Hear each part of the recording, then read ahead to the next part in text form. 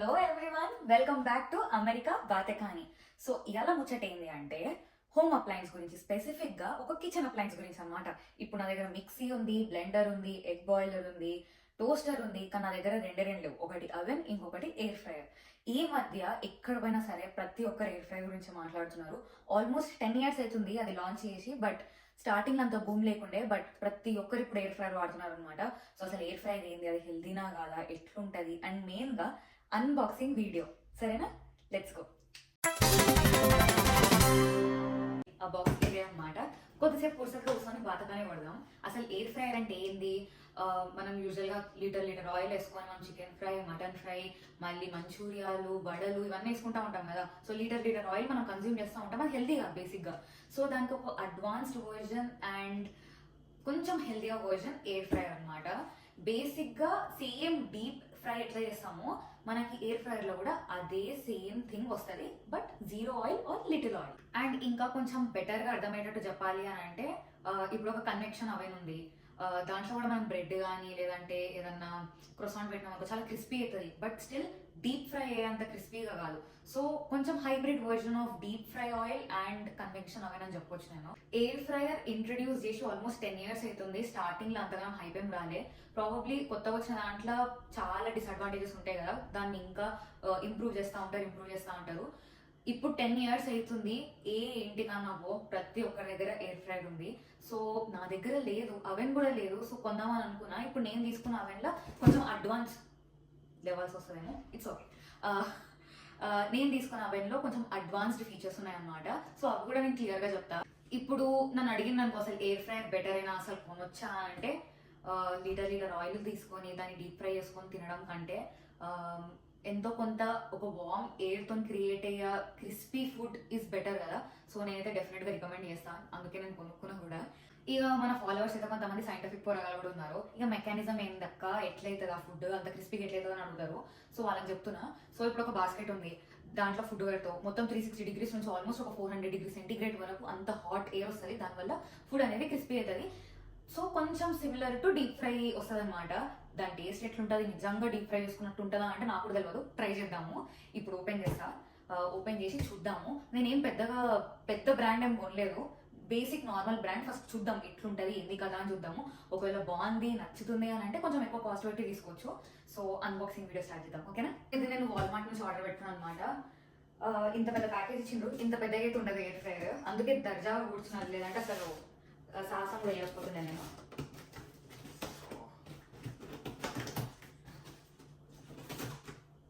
So ఈ కారణం అనుకో ఈ ఒక్క సైడ్ కూడా కత్తరిస్తే చాలా చిన్నది. నేను పెట్టుకున్న ఎయిర్ ఫ్రైయర్ కిచెన్ కొంచెం చిన్నగా ఉంది కాబట్టి అన్ని అప్లయన్సెస్ పట్టాలి కాబట్టి కొంచెం చిన్నగా పెట్టుకున్నాను నేను. స్టార్టింగ్లో కూర్చొని అందరు భయపడదు కదా, అయ్యా అదే కథ కూర్చొని అని.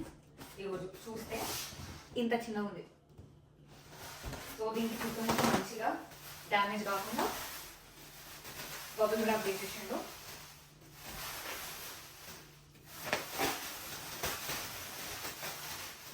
అబ్బో చాలానే ఇచ్చిండు. ఇవి దేనికన్నా పనికొస్తాయి, పడేయద్దు. సో ఇది ఇంకా బ్యూటిఫుల్ అనే కంపెనీ అనమాట. ఇది ఎందుకు పెట్టుకున్నా అడుగుతుండొచ్చు, ఏం రీజన్ లేదు. ఇది కాకుండా వేరే కంపెనీస్ కూడా కొంచెం తక్కువకుండే, కానీ కలర్ చూస్తున్నారు కదా, మంచి లావెండర్ కలర్ అనమాట.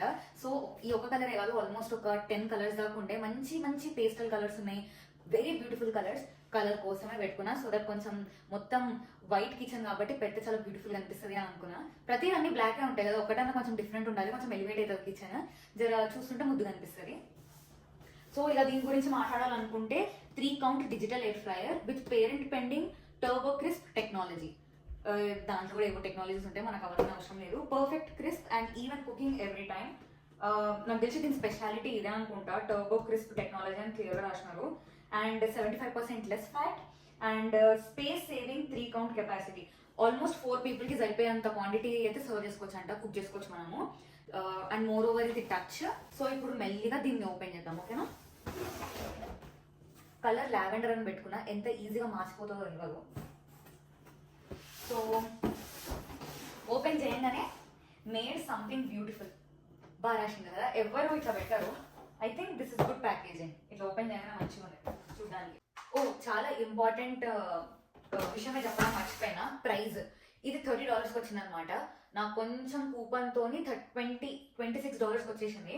చీపే కదా, అంటే ఇక్కడ కరెన్సీకి చీప్ అన్నట్టే చెప్తా, ఎందుకంటే పెద్ద పెద్దవి అయితే ఆల్మోస్ట్ మంచిగా కొనాలనుకుంటే $140 అట్లున్నాయి. సో ఇది ఫస్ట్ అటెంప్ట్ కాబట్టి కొన్ని రోజులకే పెట్టుకుంటాయి. చాలా మంచిదే, పక్క డెఫినెట్గా పెద్ద కంపెనీ షిఫ్ట్. సో మంచి ప్రొటెక్షన్ అయితే ఇచ్చినారు. And here it is. See అబ్బా ఎటు సైడ్ ఉంది? Okay side. ఇది తీసేద్దాం.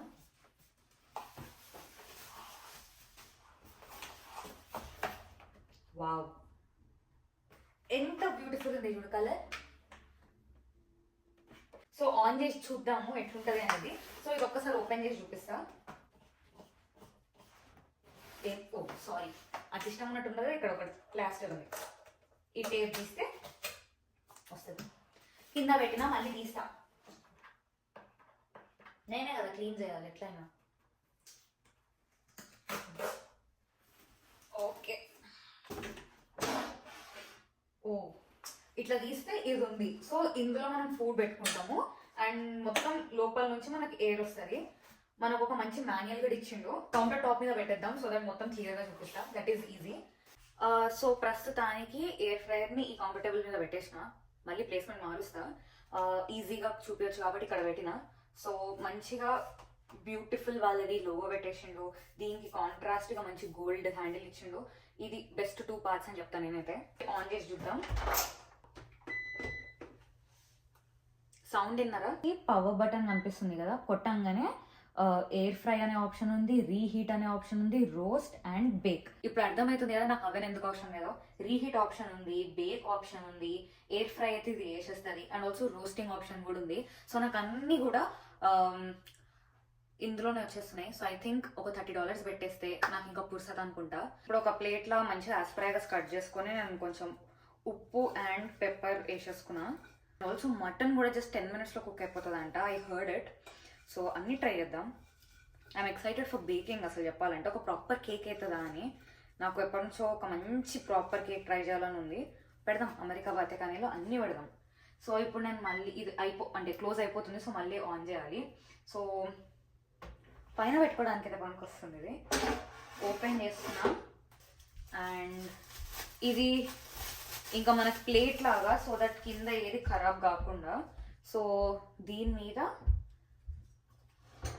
ఇది ఉంది కదా, ఇట్లా పెట్టేసి okay. And now air fry temperature 345 Fahrenheit start.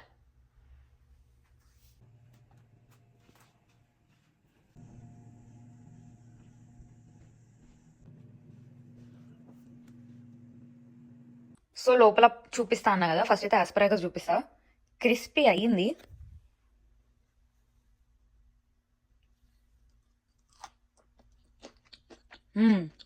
అయింది, బాగుంది. యాక్చువల్లీ సెట్ ఉంది, టేస్ట్ అయితే అదిరిపోయింది. సో కింద చూస్తే ఇది ఉంది కదా, యూజువల్లీ మనకి కన్వెక్షన్ అవెన్స్లలో కూడా ఇదే ఉంటుంది. దీనివల్లనే మనకి కేక్స్ కానీ అవన్నీ అవుతాయి. So it's just a room. నాకు తెలిసి మొత్తం హీట్ కూడా చాలా క్లోజ్డ్ స్పేస్లో ఎక్కువ వచ్చేసరికి మనకి డీప్ ఫ్రై లాగా వస్తుంది అనమాట. And by the way my air fryer is looking good. ఇంకొక ముచ్చట దీని ఏంటి అంటే, ఇది రెగ్యులర్గా మనం క్లీన్ చేసుకోవాలి కదా, ఇలానే ఒకవేళ ఆయిల్ పడ్డా ఏం పడ్డా గలీజ్ అవుతుంది కాబట్టి ఇది మంచిగా డిష్ వాషర్లో కూడా పెట్టుకునే అడాప్టబుల్ అనమాట ఇది.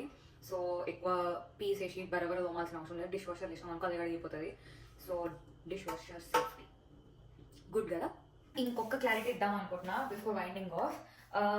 చాలా మంది ఎయిర్ ఫ్రైయర్స్ క్యాన్సర్ కాజింగ్ అంటారు, లేదంటే అరే తింటే క్యాన్సర్ వస్తుంది అని అంటారు. అండ్ మోస్ట్ ఇంపార్టెంట్లీ ఇప్పుడు నేను కొన్న దాంట్లో కూడా ఇప్పుడు మీరు బ్యాక్కి చూస్తే ఆర్ ఎల్స్ మీరు షాపింగ్ చేసే వాల్మార్ట్లో కొంచెం స్క్రోల్ చేసి చూస్తే కూడా ఇది ఒక వార్నింగ్ ఉంటుంది. చూస్తుండ్రా warning? Okay, warning clearly states that cancer and reproductive harm www.p65warnings.ca government.com. So sorry .com లేదు, .gov వరకే ఉంది, అలవాటు వచ్చేసింది.